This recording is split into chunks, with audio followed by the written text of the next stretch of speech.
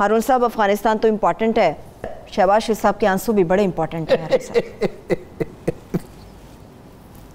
کسی کے آنسوں پہ ہنسنا نہیں چاہیے ہارون صاحب، یہ بالکل غلط بات ہے. ہاں میں نے بہت فلمیں دیکھی ہیں، اب تو نہیں دیکھتا، 30 سال سے فرصت نہیں ملی فلم دیکھنے کی، تو وہ میں نے بہت فلمی آنسو دیکھے ہیں. ایک آدمی گیا سید عطا اللہ شاہ بخاری کے پاس. اچھا. میں سید عطا اللہ شاہ بخاری کا بہت قائل ہوں، اس کے باوجود کہ انہوں نے تحریک پاکستان کی مخالفت کی، میں نے ان کی زندگی کا بغور مطالعہ کیا، اور میں اس نتیجے پر پہنچا ہوں کہ نہایت سادہ لو اور مخلص آدمی تھے. سادہ لو تو اس لیے کہ وہ ان لوگوں کے ہتھے چڑھ گئے جو تحریک پاکستان کے مخالف تھے، اور اپنی سادہ مزاجی کی وجہ سے، مگر ان میں فقر تھا، درویشی تھی، اور بعض چیزوں کا ادراک سادگی کے باوجود ان میں اتنا گہرا تھا کہ آدمی حیرت زدہ رہ جاتا تھا. وہ کسی کے رونے کی کوئی خبر لایا کہ وہ بڑا مخلص آدمی ہے شاہ صاحب، اب یاد نہیں وہ قصہ کیا، تفصیل یاد نہیں ہے، ان کا تبصرہ یاد ہے، ان کا تبصرہ لفظ بلفظ یاد ہے. وہ اس نے کہ شاہ صاحب اس سے ناراض تھے یا کوئی ایسی بات ہو گئی تھی، اس نے کہا کہ وہ تو رو رہا تھا یا کسی کاز کے لیے بات کے لیے. تو سید عطا شاہ بخاری صاحب نے کہا، عطا اللہ شاہ بخاری جو ہیں نا وہ فصیح سرائکی بولتے تھے. اچھا. ان کی اردو میں لکھنؤ اور دلی والے بھی غلطی نہیں نکال سکتے تھے، اور پنجابی تو خیر ان کی زبان تھی، اور فارسی اور عربی پہ بھی انہیں دسترس تھی. انہیں سادہ آدمی سمجھا جاتا ہے، لیکن وہ فارسی پہ عربی زبان میں ان کی نعتیں ہیں. ایک اور صاحب تھے، ان کا نام تھا مولانا باشانی، ان کی زیارت کا شرف مجھے حاصل ہوا. ٹھہرتے وہ کوئی 8 کنال کے کوئی کوٹھی میں تھے، لیکن ٹوپی ان کی میلی ہوتی تھی، اور اتنی میلی ہوتی تھی کہ آدمی کو کوفت ہوتی تھی. ٹھیک ہے. اور تہمت باندھے ہوئے اور کرتا پہنے ہوئے پریس کانفرنس کرتے تھے. وہ 1947 سے پہلے قائد اعظم سے ملنے کے لیے گئے، 1946 سے پہلے. اس مشہور اصفہانی جو ان کا پورا نام کیا ہے، وہ جو امریکہ میں قائد اعظم نے انہیں اپنے پہلا سفیر مقرر کیا، ابو الحسن اصفہانی، اور جن پہ اتنا اعتماد تھا قائد اعظم کو، جن لوگوں پہ بہت اعتماد تھا، ان میں ایک اصفہانی بھی تھے. تو وہ سلٹ کے مسلمانوں کی حالت زار کا ذکر کرتے ہوئے رو پڑے. یہ ایک اور رونے کی بہت ساری قسمیں ہیں. وہ رو پڑے تو وہ اصفہانی نے بعد میں کہا قائد اعظم یہ بہت مخلص آدمی ہے، سلٹ کے مسلمانوں کی باتیں کہ حالت زار بیان کرتے ہوئے رو پڑا. اچھا. قائد اعظم نے کہا، وہ تو قائد اعظم کا تو مزاج ہی دوسرا تھا، وہ ایک جملے میں پوری بات کہتے تھے. انہوں نے کہا مسلمانوں کو رونے والوں کی نہیں، کام کرنے والوں کی ضرورت ہے. ٹھیک ہے. بالکل. ایک بات پنجابی کے شاعر احمد رائی نے کہی ہے، اگین اے گریٹ پوئٹ، جن کی بہت مطلب ان کی ایسی شاعری ہے، افسوس کہ انہیں اتنی شہرت نہیں مل سکی، مگر یہ کہ وہ بڑے باکمال آدمی تھے. انہوں نے کہا، لکھا ہے کہ راتوں کو جب چاندنی راتوں میں ہیر کا قصہ سنایا جاتا ہے اور لوگوں کے آنسو بہہ نکلتے ہیں، تو ہیر کے لیے نہیں لوگ رو رہے ہوتے، وہ اس لال کے لیے رو رہے ہوتے ہیں جو ہر ایک کسی نے گنوایا ہوتا ہے. یہ ہے وہ ایک اور بڑا کروڈ محاورہ ہے، روندی یارانو لیلا نا پراماندہ.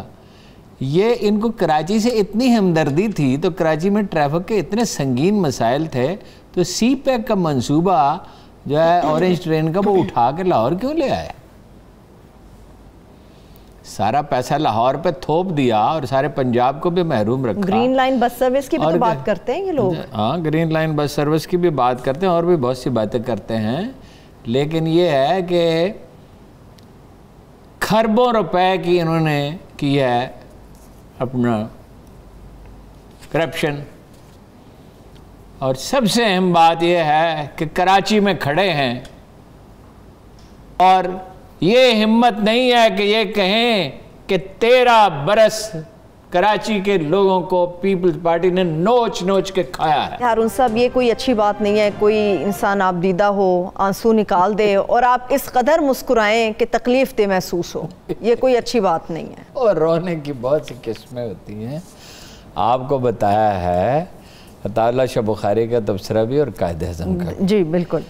ہر رونے والا سچا نہیں ہوتا، اور ہر خوش باش آدمی جو ہے جس کے چہرے پہ مسکراہٹ ہو، ضروری نہیں ہے کہ وہ آسودہ ہو. اور یہ سچ بولیں گے، خدا نے کبھی سچ بولنے کی توفیق دی ہی نہیں ہے۔ یہ کیوں نہیں کہتے کہ کراچی کو نوچ نوچ کے کھا لیا گیا ہے؟ یہ کیوں نہیں کہتے کہ ایک بھی اردو سپیکنگ آدمی کو نوکری نہیں مل سکتی؟ جو وہ پبلک سروس کمیشن ہے اس کے ذریعے آپ دیہی سندھ سے لوگوں کو لاتے ہیں، جعلی سرٹیفکیٹ بناتے ہیں اور ان کو نوکریاں دیتے ہیں۔ شہروں کے یہ کیوں نہیں کہتے کہ پانی کے ہائیڈرنٹ دنیا کے کسی شہر میں ہائیڈرنٹ نہیں ہوتے؟ لاہور میں ہائیڈرنٹ ہیں، لاہور میں بھی پانی کی کمی کا مسئلہ ہے نا، 800 فٹ سے نکلتا ہے پانی لاہور میں۔ ہائیڈرنٹ بنائے ہوئے ہیں، کوئی کام جس میں نقد آمدن نہیں ہے وہ پیپلز پارٹی کرتے ہی نہیں ہے۔ ان کو نیو یارک دے دیں، 5 سال کے بعد نیو یارک میں ہائیڈرنٹ لگے ہوں گے۔ ان کو آپ جرمنی دے دیں، لاڑکانہ بنا دیں گے اس کو۔ 35% بجٹ جو ہے وہ پہلے دن کھا لیا جاتا ہے کسی بھی سڑک کا یا پل کا یا منصوبے کا۔ چپراسی اور خاکروب کی نوکری بھی بکتی ہے۔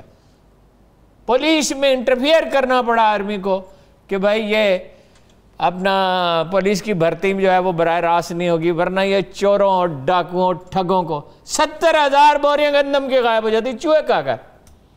چوہے کوئی 8 فٹ کے چوہے تھے؟ یہ خود چوہے تھے گندم کھانے والے۔ تھر میں لوگ بھوک سے مرتے ہیں۔ تھر میں کیا مسئلہ ہے؟ 2 کے سوا کوئی تیسرا مسئلہ نہیں ہے۔ ایک ان کو میڈیسن دی جائے جس سے ان کی بھوک بحال ہو جائے، انہیں بھوک لگتی ہی نہیں ہے اب۔ اس قدر وہ بھوکے رہیں کہ اب بھوک ہی نہیں ہے لگتی۔ انگریزوں کے زمانے میں ان کی شکلیں ایسی نہیں تھیں، وہ ہمارے جیسے تھے۔ اب ان کی آنکھیں دھسی ہوئی ہیں، ان کے چہرے ستے ہوئے ہیں، ان کے بچے جو ہیں وہ آدھے وزن کے پیدا ہوتے ہیں۔ صرف 2 چیزیں چاہیے، ایک دوا جس سے ان کی بھوک بحال ہو جائے اور ایک پانی۔ دنیا میں پاکستان میں ہر کہیں پانی پہنچ سکتا ہے، ہر میں کیوں نہیں پہنچ سکتا؟ نعمت اللہ خان بوڑھا آدمی 6 دن کام کرنے کے بعد 7ویں دن اپنا تھر جاتا تھا اور کنویں اس نے کھودے، اس نے درجنوں۔ ابھی بھی میں کراچی کے کتنے لوگوں کو جانتا ہوں کہ جو تھر جاتے ہیں کنویں کھودنے کے لیے، جہاں کہیں پانی جس طرح بھی مل سکتا ہے۔ وہاں ایک دعا فاؤنڈیشن ہے، انہوں نے وہاں باغات لگائے ہیں، کھجور اگائی، جو انگریزوں کے دور میں بھی جس میں کامیابی نہیں ہوئی تھی، مگر پانی نہیں جا سکتا۔ ان لوگوں کے ہوتے ہوئے پانی نہیں جا سکتا۔ پانی دے سکتے ہیں چوری اور ان میں کراچی کی نمائندگی کون کرتا ہے؟ ان میں سے جمعیت علماء اسلام کو کراچی میں کوئی سیٹ ملی ہے؟ پیپلز پارٹی نمائندگی، پیپلز پارٹی تو خیر اس میں ہے ہی نہیں۔ نون لیگ نمائندگی کرتی ہے۔ یہ سامنے آپ دیکھ لیں جھنڈے، کچھ لوگ بلوچستان سے لے آئے اور زیادہ تر تو ہے مولانا صاحب بلوچ علاقوں سے لے آئے اور مدارس کے لڑکے لے آئے۔ یہ کیا ایک ڈرامہ ہے؟ پاکستانی سیاست ایک تماشا ہے۔ میں آپ کو آنسٹ ٹو گاڈ کہتا ہوں کہ ہر روز میں سوچتا ہوں کہ میں کیوں جاتا ہوں دفتر۔ میں اس الیکٹرانک جرنلزم سے کنارہ کشی کروں، اپنے گھر جا کے بیٹھوں، کوئی کتاب لکھوں، کوئی کام کروں۔ وہ بلاول کے بارے میں، زرداری کے بارے میں، شہباز کے بارے میں، مریم صاحبہ کے بارے میں، ان کے والد گرامی کے بارے میں، ان کی اولاد کے بارے میں مجھے روز گفتگو کرنی پڑتی ہے اور میرا جو ہے وہ خراب ہوتا ہے موڈ۔